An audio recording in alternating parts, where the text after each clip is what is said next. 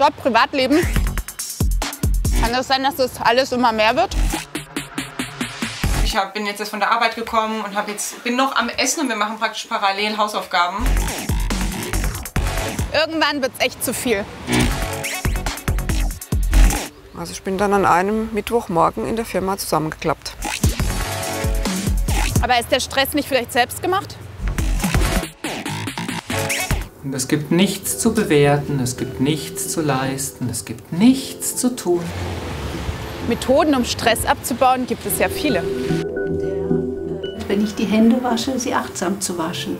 Bin mir nicht sicher, ob sowas meine Stressprobleme löst. Ich will heute wissen, habe ich vielleicht selbst Schuld an diesem Stress und woran merke ich, dass es echt zu viel wird?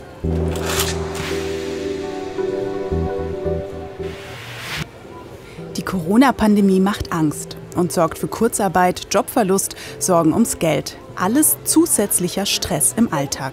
Ich frage mich, wie das Menschen machen, die noch mehr um die Ohren haben als ich, die zum Beispiel arbeiten und Kinder haben.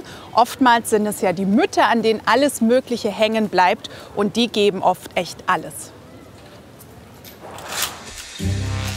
14:30 Uhr. Mama Denise Melches hat gerade ihre 8-Stunden-Schicht als Krankenschwester hinter sich. Seit 4:30 Uhr ist sie auf den Beinen. Jetzt beginnt ihre zweite Schicht als Mutter. Sie muss sich beeilen. Um 15 Uhr will sie ihre Jungs von Kita und Hort abholen. Ich setze schon arg unter Druck.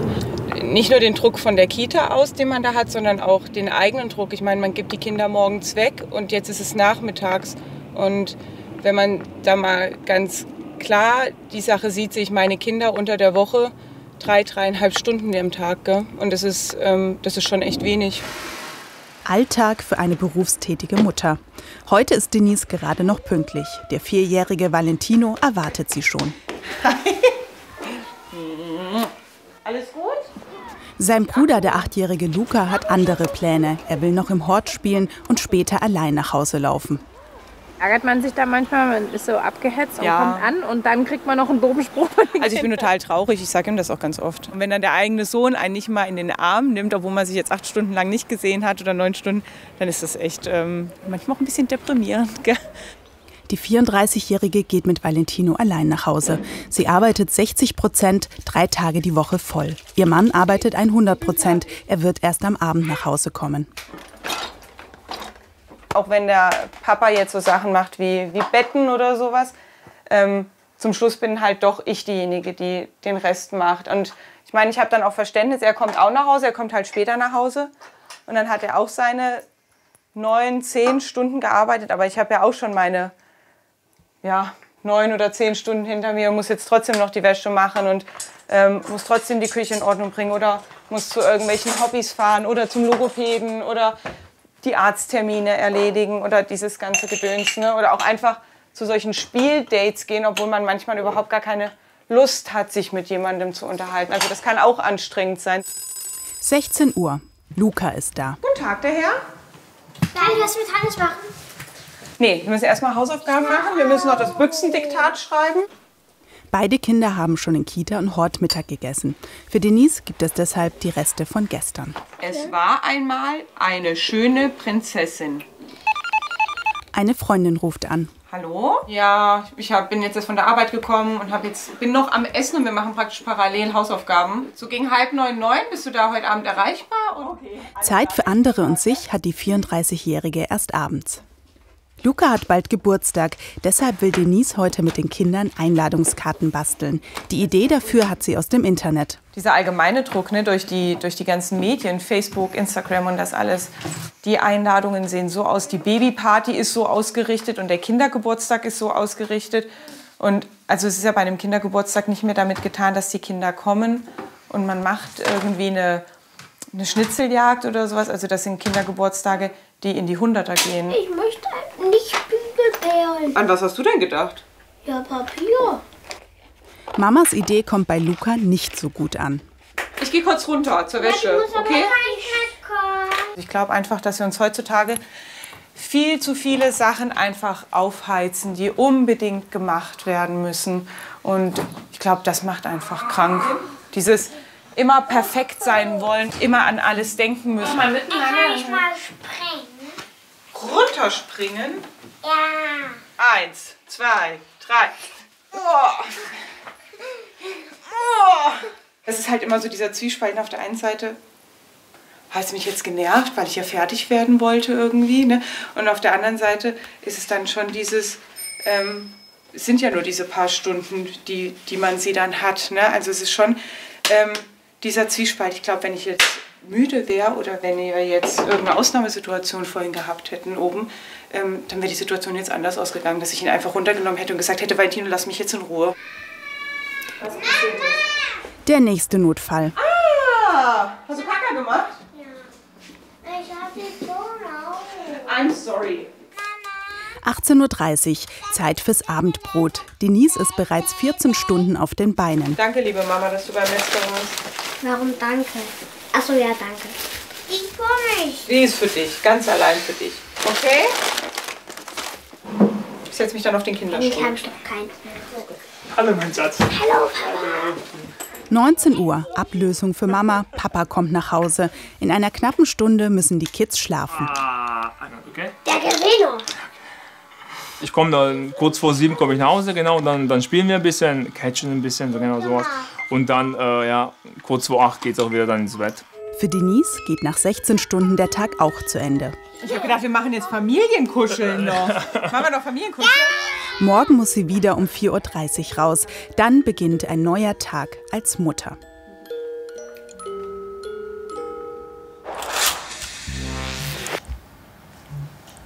Jetzt bin ich hier in diesem Raum und es gibt nichts zu tun, es gibt nichts zu leisten, es geht nicht darum, gut zu sein. Wir können all diese Dinge loslassen. Vollbremsung. Vom Alltagsstress in einen ruhigen Seminarraum. Ich darf heute in Bad Homburg an einem Achtsamkeitsabend teilnehmen. Achtsamkeit oder korrekter MBSR. Das steht für Mindfulness-Based Stress Reduction, also achtsamkeitsbasierte Stressreduktion. Dass wir in den Körper hineinspüren, dass wir ihn wirklich von innen erleben, dass wir ihn bewohnen. Das funktioniert erstaunlich gut, merke ich, obwohl ich sowas zum ersten Mal mache. Und nun können wir dem Körper kleine Dehnübungen anbieten, eine Möglichkeit, dass der Körper Spannungen loslassen kann. Die Teilnehmenden hier sind quasi schon Fortgeschrittene. Sie haben den 10-wöchigen MBSR-Kurs schon hinter sich und kommen jetzt einmal im Monat zu Stefan Machka zum Auffrischen. Und immer spüren, wie ist die richtige Intensität. Kein Ehrgeiz, sondern wie ist es wohltuend. Also es geht nicht darum, über den Atem nachzudenken oder ihn zu analysieren, sondern mit dem Atem zu sein. Genauso, wie er sich von Moment zu Moment uns zeigt. Das ist ein bisschen so wie beim Einschlafen, aber man schläft eben nicht. Wie bei so einem Powernap. Und es gibt nichts zu bewerten, es gibt nichts zu leisten, es gibt nichts zu tun. Wir können all das loslassen. Dann könnt ihr dem einfach nachgeben. Bei dieser kleinen Meditationsübung bin ich am Anfang eigentlich ganz gut reingekommen. Aber irgendwann hat es bei mir eingesetzt, dass ich mich immer gefragt habe, mache ich es jetzt richtig? Weil es kann ja eigentlich gar nicht sein, dass ich es beim ersten Mal gleich richtig mache. Und dann habe ich angefangen, darüber nachzudenken, ob ich es jetzt richtig oder falsch mache, ob das jetzt wirklich Meditieren ist oder ob ich vielleicht einfach nur die Augen zu habe und sozusagen gerade nichts mache. Ja, genau. Ja. Es geht bei der Achtsamkeit darum, dass wir bewusst werden und dass wir uns selbst kennenlernen. Ich werde mir bewusst, was ist denn los mit mir? Was ist denn los in mir? Ne? Oder dass Sie jetzt zum Beispiel festgestellt haben, ich war ganz gut in so einer Haltung von nur beobachten und plötzlich kommt ein Gedanke. Und wenn ich in den Achtsamkeitsübungen immer mehr lerne, dass mir diese Gedanken bewusst werden, dann entdecke ich sie auch eher im Alltag. Also dass ich zum Beispiel dann irgendwo bei den E-Mails bin und dass ich dann irgendwie denke, oh, und die muss ich jetzt auch noch machen und die muss ich jetzt auch machen und hoffentlich reicht dann noch die Zeit und mal gucken, ob diese Sache auch noch irgendwie funktioniert. Und normalerweise sind wir sozusagen unbewusst da drin, weil es eine Gewohnheit ist. Und wenn wir das aber erkennen, dann habe ich einen Moment von freier Wahl. Und dann merkt man auf einmal mit so einem Gedanken, okay, ich kann wieder atmen, ich kriege wieder Luft. Also das heißt, die Achtsamkeitspraxis ist eine Bewusstwerdungspraxis. Es ist keine Entspannungstechnik, obwohl Entspannung oft automatisch passiert. Vielleicht können wir auch jetzt so zu dem zweiten Teil übergehen, wie ihr es ja auch schon immer kennt. Ist irgendwas gewesen in den 3 Wochen, was ihr gerne erzählen möchtet? Also ich könnte eine Situation berichten, in der es meiner Tochter nicht gut ging und es so irgendwie so eine kleine Krisensituation gab und wo ich so richtig gemerkt habe, wenn ich jetzt nicht diese Fähigkeit hatte, immer wieder zu schauen, was brauche ich jetzt, um mich zu regulieren, damit ich auch besser für sie da sein kann. Also ich glaube, da wäre ich einfach sehr viel mehr in Stress geraten. Es würde mich mal interessieren, was gibt es noch so für Stresssituationen, wo Sie denken, oh, jetzt ist es schwierig? Ich bin ein emotionaler und impulsiver Mensch. Ich bin gern wütend, ich flippe schnell aus, weil ich einfach so bin, wie ich bin. Aber diese Praxis der Achtsamkeit gibt mir die Möglichkeit, das bestenfalls in dem Moment zu reflektieren. Ne? Das klappt natürlich nicht immer, ganz im Gegenteil. Aber es gibt mir die Möglichkeit, da einfach nochmal in Ruhe drauf zu gucken und das fürs nächste Mal zu lernen. Also wütend werden Sie dann trotzdem oder schaffen Sie es auch dann nicht auszuflippen? Also heute Morgen bin ich ausgeflippt, dass meine Tochter auch nach der 5. Aufforderung, sich anzuziehen, immer noch mit einem Rock um die Ecke kam und ich mich irgendwann schreien hörte und im gleichen Moment merkte, was bin ich für ein armes Würstchen, dieses Kind anzuschreien. Und das war tatsächlich ein Moment, wo es mir gelungen ist. Ich werde dann gelassener und habe auch den Mut, sofort zu sagen, okay, Julia, war blöd jetzt, echt, es tut mir super leid, wir starten neu. Also ich hatte am Anfang massive körperliche Probleme durch Stress und bin dann zum Stefan gekommen vor 4 Jahren. Und das hat dann nach echt einer relativ kurzen Zeit, ich sag mal so ein halbes Jahr, hat es gebraucht, bis dann das besser wurde. Und es waren dann auch so Sachen, dass ich massive Ohrgeräusche hatte, wenn ich nachts aufgewacht bin. Und das ist viel besser geworden. Und wie viel Disziplin hat Sie das gekostet, das dann auch so in den Alltag einbauen zu können? Weil das stelle ich mir tatsächlich ganz schön schwer vor. Man lernt jetzt hier was, hier funktioniert das vielleicht auch, aber dann ist man wieder zu Hause oder im Büro und dann geht man doch wieder in diesen alten Trott rein. Also beim MBSR-Kurs war es wirklich so, da habe ich das dann auch, weil da war ich auch noch in dieser Stresslawine, nenne ich es mal, da habe ich natürlich gedacht, ich soll abends meine Übungen machen, ich muss das machen, aber jetzt ist es so, ich merke richtig, ich brauche jetzt eine Meditation, ich habe jetzt einfach auch Lust, mich hinzusetzen, zu meditieren, weil ich weiß, danach geht es mir besser. Ich würde jetzt auch nicht den Begriff der Disziplin unbedingt nutzen, weil also so wie Stefan den Kurs hier für uns aufgezogen hat, hat das viel mit Erlaubnis zu tun und immer was Neues einzuladen. Ich habe für mich so einen Weg gefunden mit kleinen informellen Übungen im Alltag, einfach mehrfach am Tag kleine Momente zu haben, wo ich irgendetwas, was ich tue, achtsam tue. Oder wenn ich im Stau stehe, daraus eine kleine Übung zu machen. Oder wenn ich jetzt so in der Corona-Zeit, wenn ich die Hände wasche, sie achtsam zu waschen. Gibt es denn etwas, was Sie in Ihrem Leben jetzt auch wirklich verändert haben, seitdem Sie das Achtsamkeitstraining hier begonnen haben? Dieses tiefe sich zuhören und zu gucken, wie reagiert mein Körper in bestimmten Situationen, hat einfach wirklich dazu geführt, dass ich gemerkt habe, ich brauche längere Auszeiten. Und deswegen habe ich meinen Arbeitsalltag anders strukturiert, sodass ich eine längere Zeit am Stück habe, um zu regenerieren. Und das, oder auch mehr Zeiten zwischen einzelnen Arbeitseinheiten, wo ich einfach mal durchatmen kann. Bei uns in der Familie habe ich die Corona-Zeit, diese Lockdown-Zeit als sehr belastend empfunden, zu Hause bei der Arbeit mit meiner kleinen Tochter. Und Diese Achtsamkeitspraxis hat mir geholfen, irgendwann zu erkennen, dass es so nicht weitergeht, in dem Sinne, als dass es geht immer mir schlechter, ich kann für keinen mehr richtig da sein.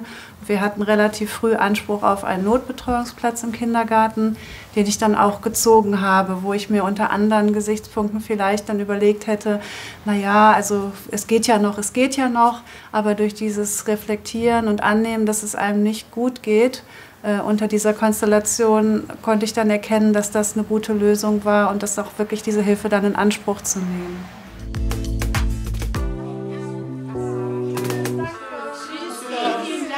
Ich möchte jetzt mal von euch wissen, habt ihr eigentlich schon Erfahrungen mit so einem Achtsamkeitstraining gemacht? Oder was hilft euch, um euren Stress loszubekommen? Schreibt es mir in die Kommentare. Und ich habe jetzt noch ein paar Fragen an Herrn Machka. Das hat mich ziemlich überrascht, aber dieses zu mir kommen, abschalten und so hat eigentlich fürs erste Mal ganz gut funktioniert. Ich bin aber immer noch bei einem Punkt total skeptisch. Und zwar frage ich mich, wie mir das dabei helfen soll, im Alltag weniger Stress zu haben. Also gerade wenn es auch darum geht, diesen zeitlichen Stress zu haben. Im Alltag haben wir ja ganz bestimmte Situationen von außen. Also das bedeutet, dass ich beispielsweise in einer beruflichen Situation bin, in der es halt Termine gibt oder bestimmte Vorgaben für bestimmte Aufgaben und so weiter. Und dann ist eben die Frage, wie gehe ich damit um? Und kann ich dann an der einen oder anderen Stelle zu jemandem sagen, an dieser Stelle ist es mir jetzt zu viel? Und kann ich mit dem Ergebnis leben? Also kann ich damit leben, dass ein Kollege oder auch mein Chef dann ärgerlich auf mich ist? Oder meine Ehefrau, mein Ehemann? Also es ist kein Weg, der sozusagen immer nur süß und harmonisch ist. An was merke ich eigentlich, dass jetzt eine Grenze überschritten wurde und dass es mir zu viel ist?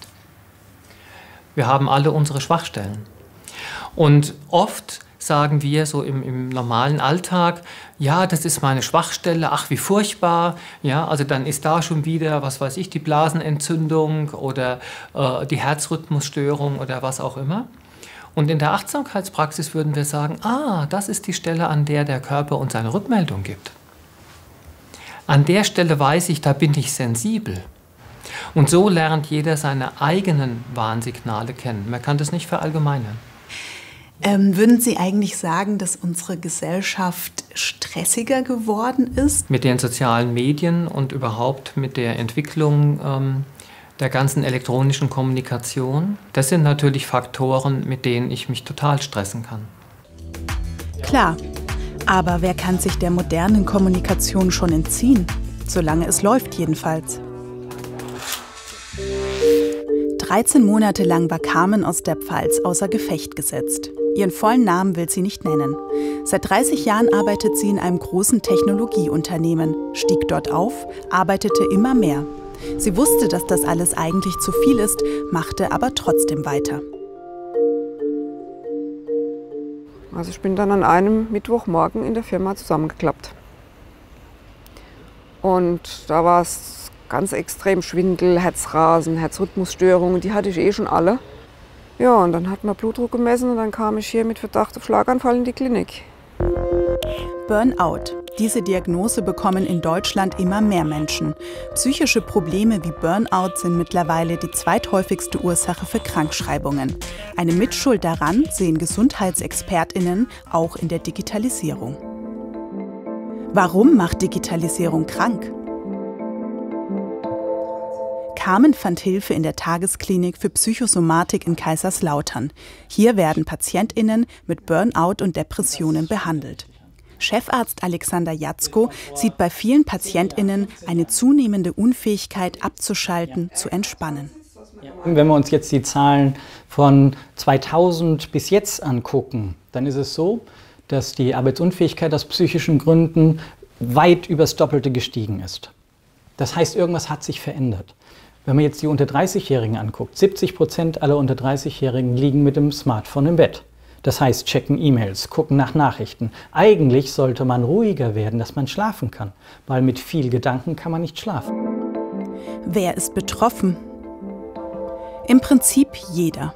Die ganze Digitalisierung hat einmal diese Beschleunigung im Arbeitsleben gebracht, aber auch für zu Hause im Privatleben ist es so, dass wir ja nicht mehr zur Ruhe kommen, sondern dauernd chatten.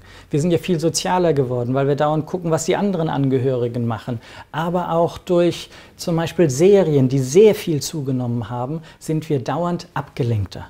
Das heißt, wir sind nicht mehr bei uns und tun Sachen für uns, sondern wir sind dauernd mit den Gedanken woanders. Und das ist etwas, was anscheinend mehr psychische Probleme macht. Welche Alarmsignale gibt es? Schlafstörungen, Herzrasen, innere Unruhe. So geht's meistens los. Letztendlich ist es so, wenn die unteren unbewussten Gefühlszentren irgendwann sagen, mir ist das alles zu viel und so langsam hochfahren, dann bekommen wir Symptome. Und das können alle Symptome sein, die die unteren Gefühlszentren machen können, wie Anspannung, Angstzustände, Panikattacken, Angst nur, wenn ich an die Arbeit denke oder an die Familien denke, dass ich das nicht mehr schaffe, guter Vater, guter Mutter zu sein.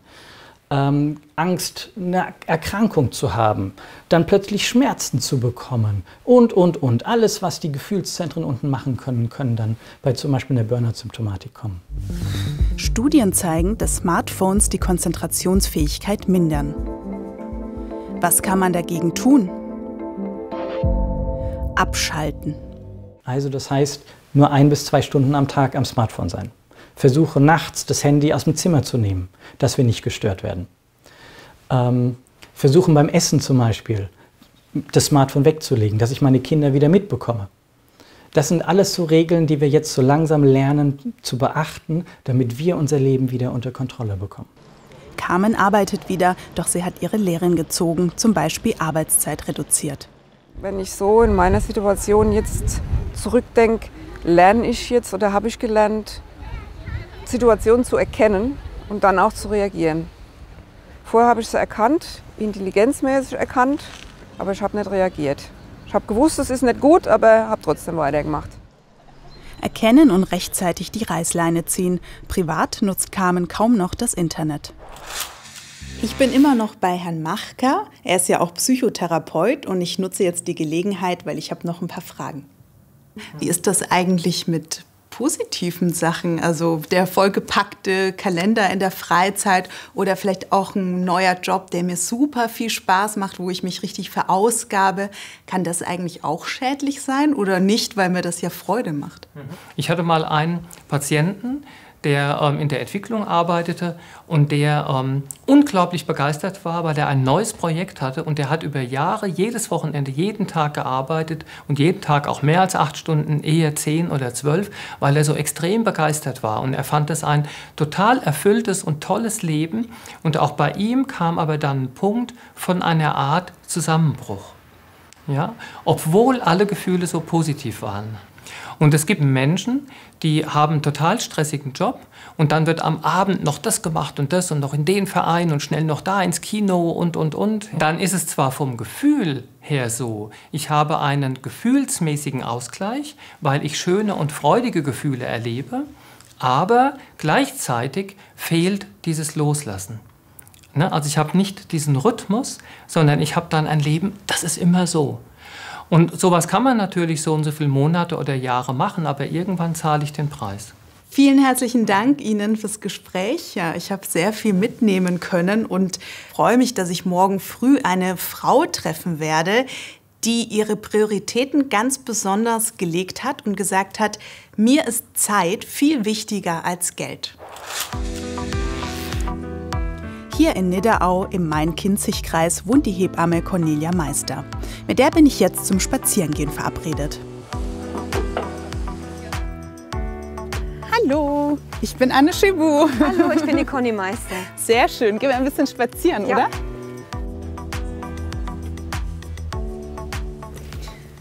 Sie haben 3 Kinder und ein altes Haus, was wahrscheinlich viel Arbeit macht. Und ja auch noch einen relativ stressigen Job mit Schichtdienst, mit voller Konzentration im Kreissaal.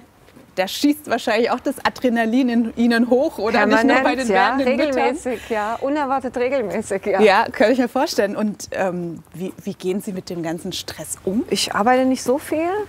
Das ist meine Stressentlastung, meine Selbstfürsorge. Ich habe nur eine Teilzeitstelle in der Klinik arbeite hier im Ort freiberuflich und auch da arbeite ich nicht so viel. Also ich habe nicht 10 Frauen oder 20 im Monat, sondern ich betreue 2 bis 3 Frauen. In der Klinik ist immer Stress, also wir sind eine große Klinik und es ist immer viel zu tun. Und das möchte ich freiberuflich mir nicht antun. Also ich möchte mir die Zeit gerne nehmen, die ich brauche und vor allem natürlich die Frauen, die auch brauchen, ne? Für die Hausbesuche. Also ich mache Wochenbettbetreuung danach, wenn die aus der Klinik nach Hause kommen. Das heißt, dann dieser Part Ihres Jobs ist weniger stressig? Ich plane mir halt auch viel Zeit ein. Also angedacht ist von der Krankenkasse irgendwie 20 Minuten für so einen Hausbesuch. Das schaffe ich nicht. Das ist auch nicht mein Ziel, das zu schaffen. Wie lange brauchen Sie da? Ich plane eine Stunde ein. Das heißt, Sie werden eigentlich nur für 20 Minuten bezahlt, geben aber 40 Minuten Ihrer privaten Zeit umsonst dazu? Also es ist ja nicht definiert, wie lange wir brauchen. Aber ich sag mal so, die Hochrechnung von der Krankenkasse ist ungefähr 20 Minuten, wenn man einen normalen Stundenlohn sich ausrechnet. Geld spielt für Cornelia Meister offenbar eine untergeordnete Rolle. Als es in ihrer Klinik vor kurzem eine Gehaltserhöhung für alle gab, hat sie die genutzt, um ihre Arbeitszeit nochmal zu reduzieren. Von 40 auf 25%. Das heißt, die Zeit ist Ihnen mehr wert als jedes Geld? Na hallo, wenn ich auf dem Sterbebett liege, da kann ich doch nicht sagen, jetzt hätte ich aber doch gern mehr Zeit, ja, und habe Kohle angehäuft. Dann ist zu spät. Und die meisten Leute, einer von den 5 Punkten der Menschen, die auf dem Sterbebett liegen, die sagen, ich habe zu wenig Zeit mit meiner Familie verbracht und ich habe zu viel gearbeitet. Mein Opa zählte da auch dazu. Diese Entscheidung, mehr Zeit zu haben und weniger Geld, wie kam es zu dieser Entscheidung? Also der Hauptverursacher dieser Entscheidung ist eigentlich mein Mann. Der hat schon immer Teilzeit gearbeitet, der hat noch nie voll gearbeitet.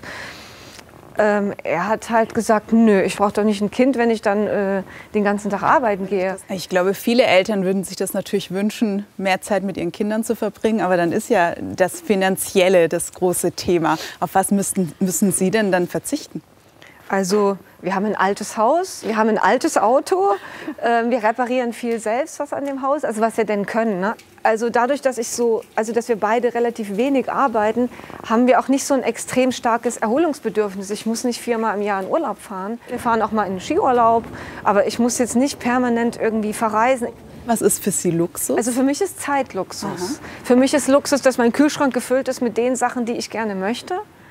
Klamotten legen wir nicht viel Wert. Schuhe sind mir wichtig und unsere Kinder haben, glaube ich, alles, was sie wollen. Aber die sind auch eher bescheiden. Die wissen, als sie klein waren, habe ich dann immer umgerechnet. Wenn die gesagt haben, ich will die Schuhe für 200 €, dann habe ich gesagt, dafür muss ich 1,5 Nachtdienste arbeiten gehen und muss wirklich hart arbeiten. Ein ganzes Wochenende bin ich dann dafür weg. Und dann haben die sich gedacht, okay, das ist es nicht wert. Wenn die Mama ein ganzes Wochenende dafür arbeiten gehen muss, dann sind die Schuhe nicht so wichtig. Da sind aber ja sehr viele Ihrer Kolleginnen schon voll im Einsatz. Ja, können Sie das nachvollziehen, dass die sich dann diesem Stress aussetzen?